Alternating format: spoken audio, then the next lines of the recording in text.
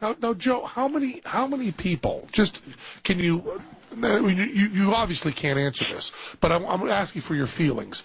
How many people would you say would have to be in on the conspiracy? Would have to know it was a lie? That's a very good question. I have zero answer for you. Just your feeling. I don't know. I don't understand how it works. I don't understand how the program works. I really don't. I look at it all and I say, well, I know there was a bunch of crazy stuff that they did. I know if you know that they had a gigantic set that was a duplicate of the surface of the moon that they were practicing on, and they were taking all these videos and they were taking all these photographs. There's photographs of these guys on cranes. There's photographs of the LEM dangling from a crane. There's photographs of these guys like simulated low moon gravity where they had harnesses on and they're bouncing around on wires. There's all these photographs of this setup that they had. Now, if they were filming this setup and pretending, and there's also absolute proof that there was a satellite in orbit, and this satellite in orbit was beaming back information. They were sending it to practice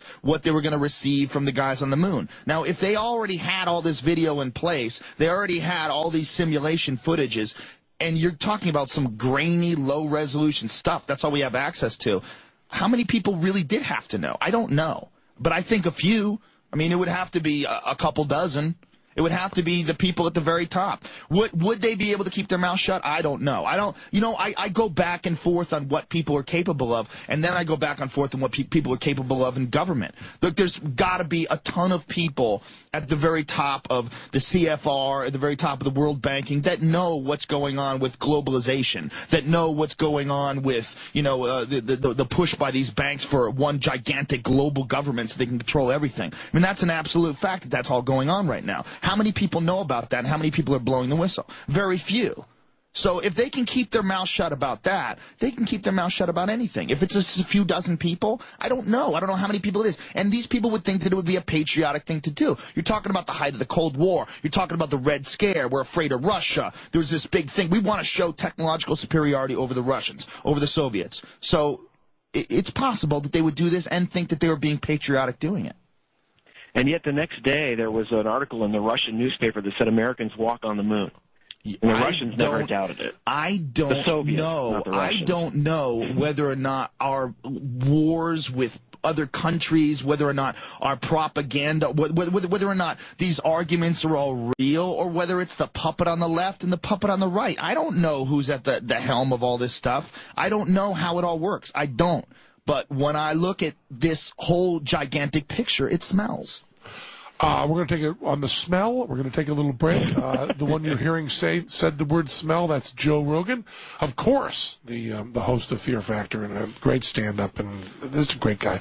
And Phil Plait, a great astronomer, is on the phone. We're talking about the moon landing. Mike Godot is sitting here. My name is Penn Jillette. We'll be back with more of this because I think clearly we're not done with either of these bitches. This is Penn Jillette, CBS Radio, Free FM.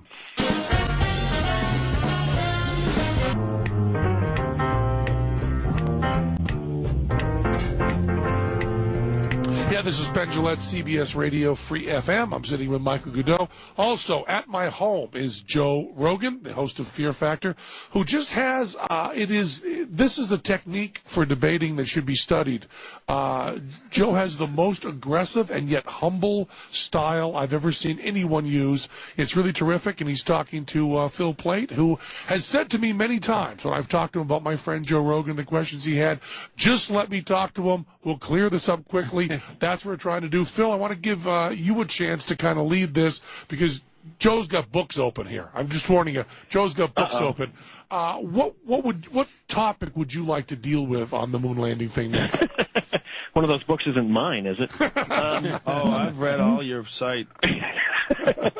One thing about this, too, is that in a lot of conspiracy theories, the evidence is always circumstantial. And so you can say, what if this, and you can sort of what if yourself right into a corner. But with the moon landings, there is actually objective evidence and that machines went to the moon and that men went with them. And one of them is that people observed this stuff. There are levels of the conspiracy theory where they say the rocket went up and they just dumped it in the Atlantic. I actually argued with a guy. One of the guys was actually the producer of the Fox TV show, the conspiracy theory show that came out in 2001. He said that. He said the rockets never even went into space. And I laughed and said, there were people who stood on their front porches and watched the Apollo satellites passing overhead as they did that. So that doesn't work so well.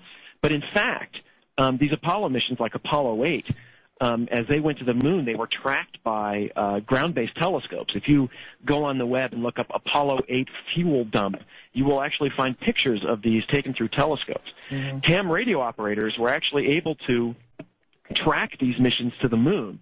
And the thing about those is that's a directional signal. If the machines didn't actually go to the moon, then the ham radio operators wouldn't have been able to. That doesn't prove that there was people. How do the ham radio operators track this? I just don't understand the technology. I don't either. Okay. I'm throwing this out there. But you don't understand it. Then what do you mean? How can you? From what I have read, online, you have to pick up on these my signals. Website. Yeah, on your website, on my message in your board. That's where you get all that. And so, that is where you got it, huh? But these things. But it was also tracked by Australia. There's a very cute movie called The Dish, which is not hugely historically accurate. It's like a collection of a bunch of different things that really happened and all kind of slapped together. But Phil, I got to stop you right there. But in fact, the Australians had their telescopes viewing this. And you could say, well, maybe this just means that we sent rockets to the moon. Because we did. But then the thing gets a little bit more complicated, because one thing that the Apollo astronauts did, several of them did, and they did this on Apollo 11, is they left things on the moon like these retroreflectors. So did the Soviets. The Soviets did it twice, with Lunkahood and Lunkahood 2, with unmanned lunar probes. They left 2 laser reflectors that you could send a laser up to right now. The laser 2. reflectors, One of them's functional, one of them doesn't work so well. I think one of them got covered with dust or didn't get placed correctly or something like that. And so that proves nothing. For the Russians, that's the same thing same thing as the moon rocks argument. Hang on. When you are putting one of these things on the moon, if you know you're going to be putting it with a robot, then you have to design it so that it has a fail-safe, so that it gets put in there correctly, or you have some way of watching over it so you know the robot's doing this correctly. If you're just going to do this with people, and these things look like giant ice cube racks. They're just like huge. Yeah, I've seen them. But Phil, the brand designer. These aren't people in a sweatshop sewing, No, they're scientists. Different clothes. They're scientists. Well, these are top engineers, and they're managers and managers above them that doesn't together. I hate to help Joe on this, but on the Challenger, Richard Feynman did point out very clearly on the O-rings that there was a problem with too strong a hierarchy at NASA, and that people at the bottom were not speaking up and did not have communication up to the top there. Yeah, and that's what, 1989? Was that? I know there's going to be a quiz. Challenger was 86. This 86? Yeah, I just graduated high school. You're right. I'm blanking. I think it was 86. But that's when there was a problem in the pieces they were making. Right. And so what I'm not saying that people aren't going to report it. I'm saying that what this does is this opens up all of these managers who are in charge of this thing would have been able to see that there was a problem. It's not that there was an upwards whistleblowing hierarchy that was stifling people from talking. It's just that you're just involving more and more people in on this conspiracy, and at some point conspiracies fall apart of their own weight.